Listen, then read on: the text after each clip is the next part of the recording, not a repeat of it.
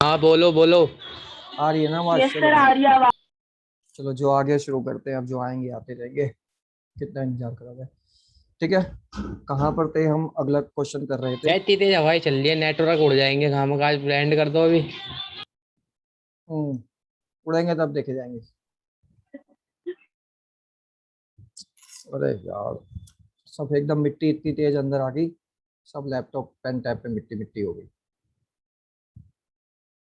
मेरे साथ भी सेम ही है। तू कौन सा छत पे बैठा रहता है? तो सामने से गेट तो खुले हुए हैं, सीधी है तो हवा अंदर आ गई। मैं सबसे पहले। बहुत दिन हो गए आए नहीं तेरे यहाँ। आऊंगा इस बार थोड़ी देर में।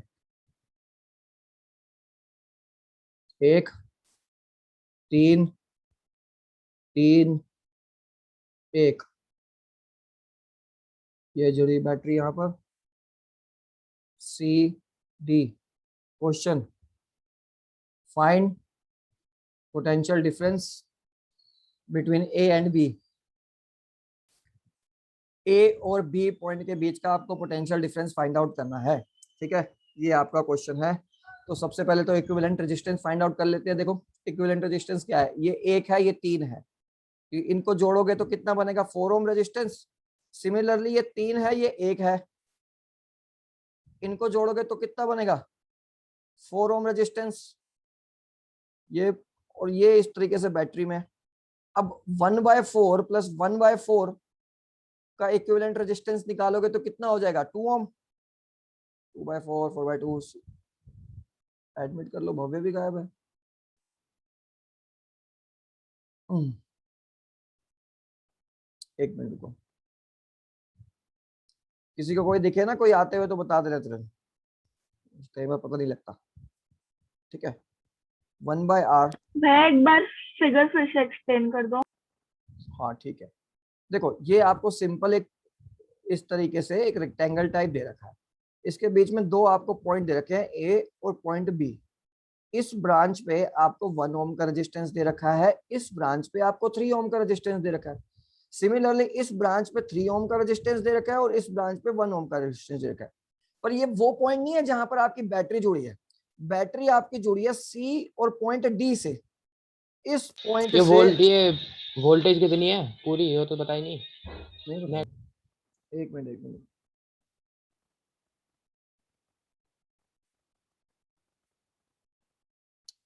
कितनी है इसको तो?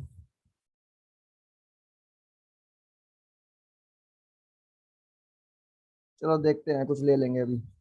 है कुछ ना कुछ वैल्यू है अभी। देखता हूँ क्वेश्चन के हिसाब से क्या बनेगी। देखो, 1331। तो सबसे पहले क्या है अभी? ये देखो, ए और अगर बी पॉइंट आपके पोटेंशियल डिफरेंस वाले होते तो ये रेजिस्टेंस 1 और 3 ओम पैरेलल में होता। पर ये पोटेंशियल डिफरेंस वाले नहीं है, मतलब यहाँ पर आपने बैटरी नहीं जोड़ी है। जस्ट दो पॉइंट्स और उनके बीच का आपको पोटेंशियल डिफरेंस फाइंड आउट करना है। यहाँ आपने बैटरी नहीं जोड़ी है। मैं ठीक इकरा को ज्वाइन कर लो। है, आए तो सही। शो ही नहीं हो रहा। आ गया, आ गया भाई।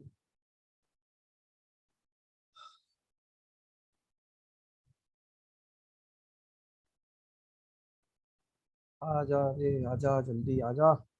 चलो देखो, ठीक है। अब ये 1 ओम, पहले आप क्या कर रहे हैं? इक्विवेलेंट रेजिस्टेंस निकाल लो। तो 1 और 3 क्या है? सीरीज में है। इसी तरह 3 अरे और यार 1 क्या ये है? सीरीज में है। नेट तो आ गया, तो फिर वोल्टेज भी तो चाहिएगी। अरे जब बता तो उस रहा वाले हूँ उसमें आ ही हाँ निकालूंगा। हाँ, वोल्टेज बता रहा हूँ, बता रहा हूँ। अभी क्वेश्चन के हिसाब से देखना पड़ेगा। हाँ प्रियांश जी बोलो। कुछ नहीं भैया, गलती से हो गया। अच्छा ठीक है, चलो। अभी पहले इक्विवेलेंट रेजिस्टेंस निकाल लें। 4 और 4 का निकाला तो कितना आया? 2 ओम। ठीक है, तो नेट रेजिस्टेंस कितना आ गया? यहाँ पर नेट रेजिस्टेंस आ गया यहाँ पर आपके पास 2 ओम। ठीक है, और आपके पास 2 ओम है। अब करंट कितना दे रखा है? करंट 5 एम्पियर आना चाहिए। हाँ, तो 10 वोल्ट इसको ले लेते हैं। ठीक है, 10 वोल्ट इसको हम ले लेते हैं। कितना पोटेंशियल है? 10 volt. V is equals to I R. I is equals to V by R. 10/2 is equals to 5 ampere. ठीक है दुष्यंत जी, कुछ नहीं किया, सिर्फ अभी तक हमने रेजिस्टेंस सॉल्व करके नेट करंट करा है। पहला स्टेप इक्विवेलेंट रेजिस्टेंस निकालो, दूसरा स्टेप टोटल करंट निकालो। ठीक है, तो टोटल करंट कितना आ गया? टोटल करंट आ गया आपके पास 5 एम्पियर। अब ये 5 एम्पियर इन ब्रांचेस में डिवाइड होगा। कैसे डिवाइड होगा वो देखो। इस तरफ ध्यान से देखो, टोटल करंट कितना बैटरी दे रही है 5 एम्पियर। अब देखो इस वाली ब्रांच का जो टोटल रेजिस्टेंस है वो कितना है 4 ओम। सिमिलरली इस वाली ब्रांच का जो टोटल रेजिस्टेंस है वो कितना है, वो भी 4 ओम। तो जब करंट मेरा 5 एम्पियर का यहां से आएगा, इस पॉइंट से दोनों ब्रांच में इक्वल रेजिस्टेंस है, तो यानी 2.5 एम्पियर करंट ऊपर चला जाएगा और 2.5 एम्पियर करंट नीचे चला जाएगा।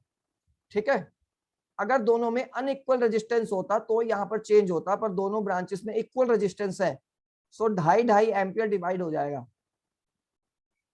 ठीक है, अब अगर मुझे पोटेंशियल डिफरेंस निकालना हो पॉइंट सी और पॉइंट ए के बीच में, क्या सी पॉइंट और ए पॉइंट के बीच में निकालना हो, यानी v c a is equals to v c minus v a, तो इस ब्रांच में करंट कितना जा रहा है, होगा तो आई आर ई।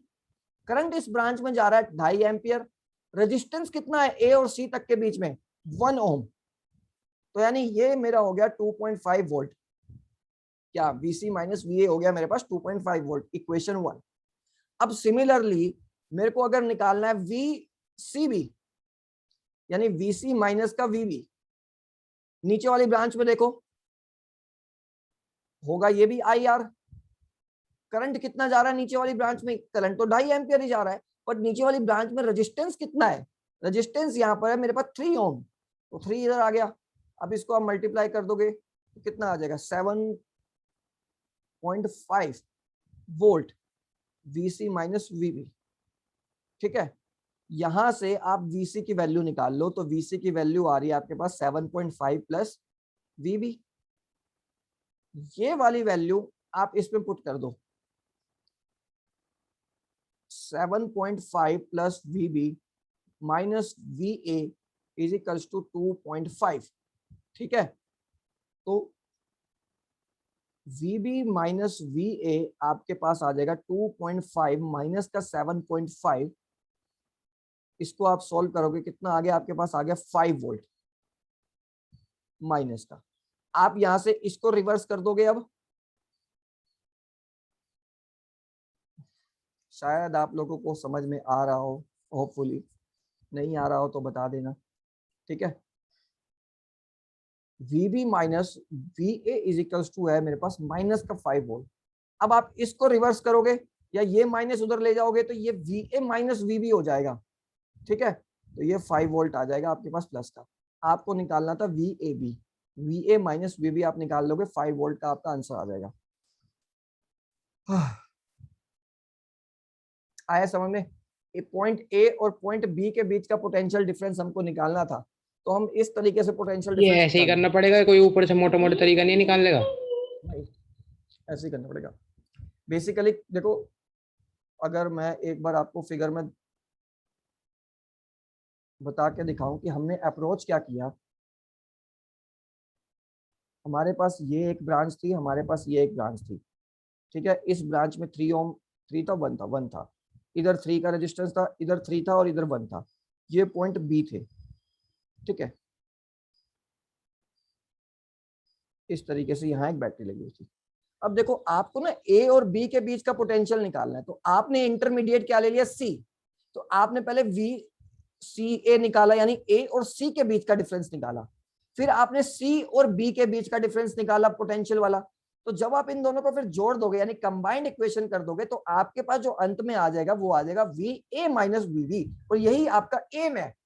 एम इस क्वेश्चन का ए और बी पॉइंट के बीच का पोटेंशियल, तो उसको हमने सी स्टेप में वो कहते हैं ट्रांजिशन लाइन बीच में आ दिया, ट्रांजिशन पॉइंट से हमने उसको निकाल दिया सी पॉइंट से। तो इसी तरीके से हम इसको करेंगे, पहले आप निकालोगे VCA, फिर आप निकालोगे VCB, फिर दोनों को इक्वेट कर दोगे तो VA माइनस VB की वैल्यू आपके पास आ जाएगी। ठीक है, चलो अगला क्वेश्चन करते हैं।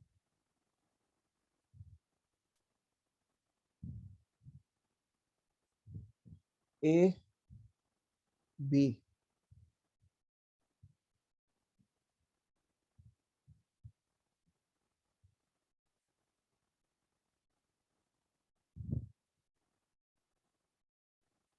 यहां पर आपको एक रेजिस्टेंस दे रखा है 2R, इधर दे रखा है 2R, इधर देख रखा है 2R। अब आपको net equivalent resistance find out करना है इनके बीच में। क्या लगता है सीरीज कॉम्बिनेशन होगा पैरेलल कॉम्बिनेशन होगा? क्या कह रहे हो सर? अभी तो कुछ लग ही नहीं रहा है, समझ ही नहीं आ रहा कि चल क्या रहा है। देखो इस तरीके से कॉम्बिनेशन जब भी आएगा ना, यानी एक वायर होगी, ठीक है, पहले एक रेजिस्टेंस होगा, फिर ऐसे वायर कनेक्टेड हो रही होगी, बीच में एक रेजिस्टेंस हो रहा होगा, नीचे से एक वायर कनेक्टेड हो रही होगी। तो ये देखो यहाँ ज्वाइंट बन रहा है पहला, इस ज्वाइंट का मतलब है ये वाला रेजिस्टेंस इससे पैरेलल में है। सिमिलरली यहाँ ज्वाइंट बन रहा है, तो इस ज्वाइंट का मतलब है ये वाला रेजिस्टेंस इससे पैरेलल में। तो इस तरीके के कॉम्बिनेशन में क्या है कि तीनों रेजिस्टेंस आपस में एक दूसरे के पैरेलल है, तो आप इसका इक्विवेलेंट रेजिस्टेंस सर वो जो, हाँ जी भव्य जी बताओ। भैया कैपेसिटर में भी ऐसे ही होता है? हाँ कैपेसिटर में भी ऐसे होगा। अगर इस भैया वो तरीके मैंने से है, कैपेसिटर में ये बना होगा बस, कैपेसिटर का ही बताना एक बार। ये इस तरीके से बना होगा और ये इस तरीके से बना होगा, ठीक है। जब आप इसको सोल्व कर दोगे तो ये ठीक है। इस तरीके से सोल्व हुआ, लेकिन यहाँ पर पैरेलल का जो फॉर्मूला आएगा वो अलग आएगा बस, ठीक है। ऐड कर दोगे आप कैपेसिटेंस को सारे, पर इसमें आप पैरेलल वाला फॉर्मूला लगाओगे। तो अब यहाँ पर देखो कितना कितना था, 2R 2R 2R, ये सिंपल पैरेलल्स में है सारा कॉम्बिनेशन। ध्यान रखना, बस याद करने वाली बात क्या है, पैरेलल में देखो जॉइंट्स बनते हैं, यहाँ पर जॉइंट बन रहा है इन दोनों के बीच में, तो ये और ये पैरेलल में। सिमिलरली इधर जॉइंट बन रहा है, जॉइंट मतलब उस पर्टिकुलर पॉइंट से कोई और वायर निकल रही हो तो वहां पर पैरेलल हो जाता है, ठीक है। नहीं निकल रही हो, डायरेक्ट ऐसे जॉइंट हो रहा हो तो सीरीज। इन जॉइंट के बीच में कोई तीसरी वायर आ जाए इस तरीके से, तो ये फाइंड क्या करना है? पैरेलल में हो जाएगा। फाइंड आपको इक्विवेलेंट रेजिस्टेंस निकालना है, कब से हम कर क्या रहे हैं, ठीक है। तो 1/r टोटल जो होगा इन तीनों का पैरेलल, यानी 1/2r प्लस 1/2r 1 पॉइंट कुछ आएगा 2r, ठीक है। तो ये आपका 2r/3 हो जाएगा RT, जो टोटल रेजिस्टेंस आ जाएगा। इस तरीके से आप सोल्व करेंगे इसको, ठीक है। बतेरे क्वेश्चन करने हैं हमको, तो कर लिया था वो, किसी का रह तो नहीं गया? बढ़े आगे, रिकॉर्डिंग रह गई इसकी, ओह चल रही है, अच्छा। देखो अगला क्वेश्चन, अब जितने क्वेश्चन करा रहा हूँ वो काफी है आप लोगों के लिए, ठीक है। यही अच्छे से कर लोगे तो काफी कुछ आप कर लोगे।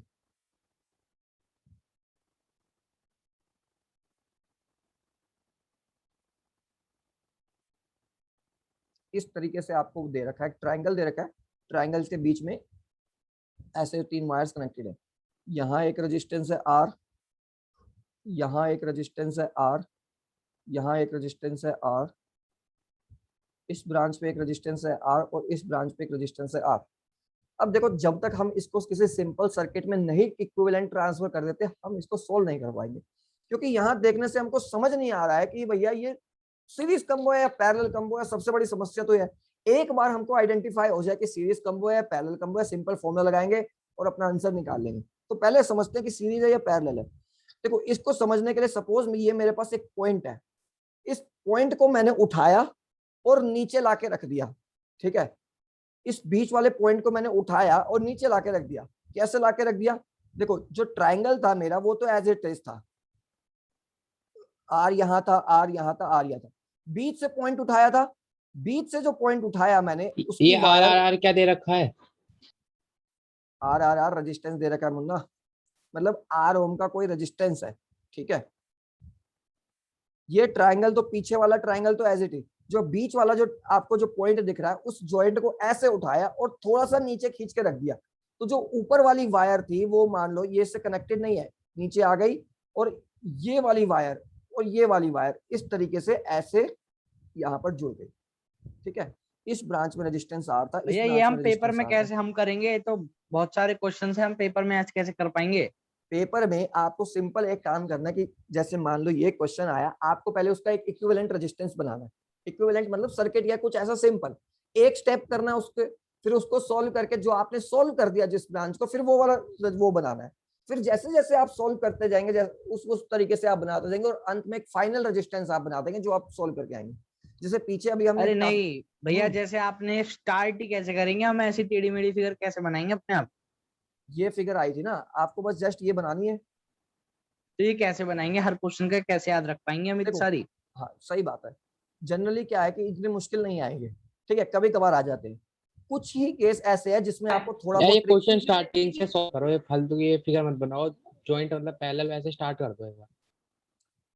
इसको सॉल्व करके बता देना बिना इस फिगर के, ठीक है, तो मैं आपको बताना ही छोड़ दूंगा। फिर ये बिना इसके नहीं सॉल्व कर पाओगे आप। अब ध्यान से सुनो, जब, क्योंकि इसमें कुछ ही क्वेश्चन ऐसे हैं भव्य जी जिनमें कुछ ऐसा हमें करना पड़ता है अगड़म बगड़म, ठीक है, वो आपको याद हो जाएंगे, सब में नहीं ऐसा, ठीक है। अब देखो ये आ गया, ये वाली ब्रांच आर थी। अब होता क्या है, नियम ये पर है, एक आगे हम व्हीटस्टोन ब्रिज प्रिंसिपल पढ़ेंगे। व्हीटस्टोन ब्रिज प्रिंसिपल ये कहता है कि अगर कोई रेजिस्टेंस का ऑर्डर या कैसा भी ऑर्डर आपकी रोम्बस की फॉर्म में है और उनका ऑर्डर सेम है, यानी अगर मैं इसको मान लू 1, इसको मान लू 2, इसको मान लू 3 और इसको मान लू 4, ये रेजिस्टेंस फिगर का ऐसे order- बनाई कैसे, मतलब 3 साइड है, इसमें 4 साइड हो गई। अब सुनते तो हो नहीं, बीच में चलानी है कि हम तो ऐसे ही सॉल्व कर लेंगे, सुनी होती तो कैसे पता चलता ना कैसे आई। कर लो सॉल्व फिर वैसे ही, अब बता भी दो। बता रहे हैं। देखो सिंपल, ये तीन, पहले तो आपके आउटर ट्रायंगल जो आपको दिख रहा है, ये ट्रायंगल दिख रहा है, सिंपल मैंने यही ट्रायंगल बना रखा है, ठीक है, आर आर आर, ये पॉइंट है। अब इसके ये बीच वाले पॉइंट को उठाकर मैंने ऐसे नीचे ला दिया, सपोज करो ये उठा के नीचे लाना कोई नहीं बताएगा, मैं आपको जस्ट बता रहा हूँ कि कैसे हम उसको सोल्व कर रहे हैं। तो ये जो सीधी वाली लाइन थी, ये वाली लाइन, ये वाली लाइन, ये लाइन ये रही, नीचे इस तरीके से आ गई। अब ये जो लाइन थी, ये जो लाइन थी, ये इससे कनेक्टेड थी इस पर्टिकुलर पॉइंट से, ये पॉइंट तो आपका अब ये रहा, तो ये यहां से ऐसे कनेक्टेड हो गई। ऐसे ही ये वाला जो पॉइंट था, ये आपका यहां से कनेक्टेड हो गया। अब ये जो बीच वाली जो लाइन आई वो ये रही आपकी, ये जो लाइन थी वो लाइन आपकी ये रही। इस तरीके से इसको रिस्ट्रक्चर किया, ठीक है। तो ये भी आर नहीं आपके, है, फिर से बताओ एक बार। फिर से ले, भव्य जी आपको आ गया भैया इसका आंसर स्मॉल आर आ रहा है। शायद, हाँ, ठीक है, ध्यान से देखा।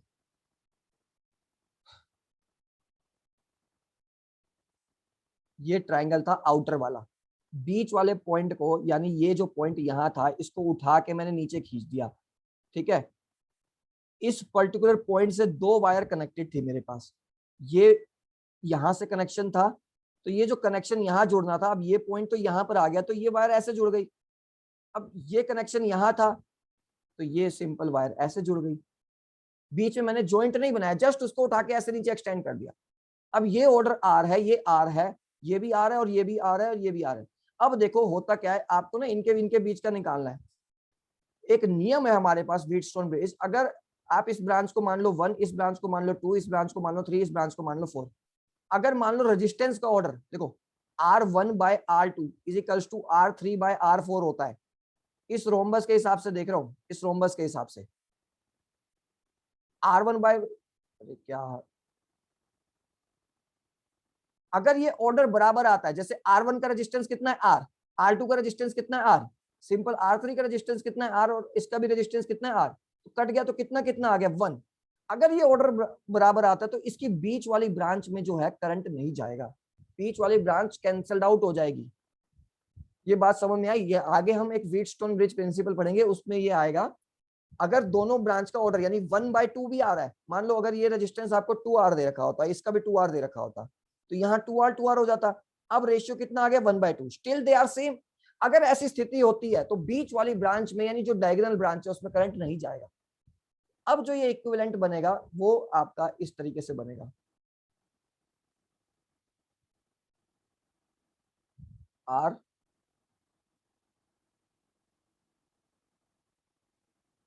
ठीक है, ये भी आर।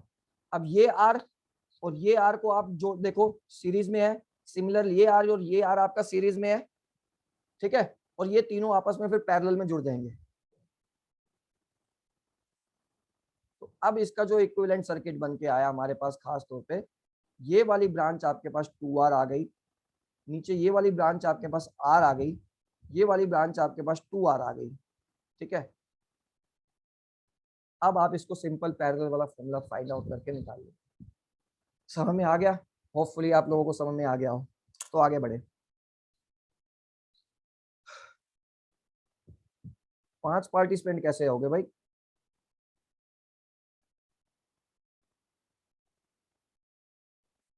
चले गए सब?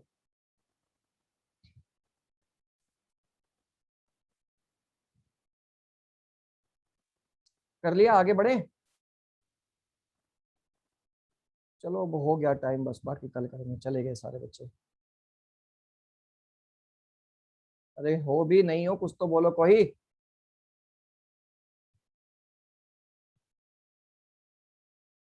चलो ठीक है। भैया और नहीं करा रहे? नहीं। भैया नमस्ते।